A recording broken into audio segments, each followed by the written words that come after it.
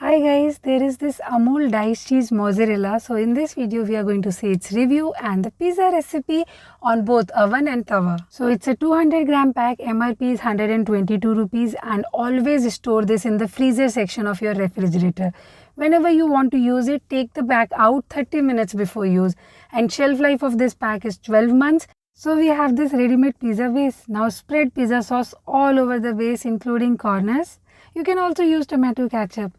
Now layer with cheese. You don't have to grate it because it's already in cubes. Now evenly layer the veggies of your choice and evenly put the veggies all across the base. Once you put all the veggies, sprinkle a bit of salt, Italian herbs and chili flakes. Now another layer of cheese. Now we have two ways to make it. Oven it for 4-5 minutes till the cheese melt, or on a tawa, reduce the flame to low, transfer pizza to tawa, cover it and cook for 5 minutes on low flame till the cheese melt. Let the temperature cool down a bit and then slice it. If you like your pizza crisp on the bottom, go for pizza on tawa. And this is so yummy. I'm telling you, you will forget Domino's and Pizza Hut. Give it a try and subscribe for more.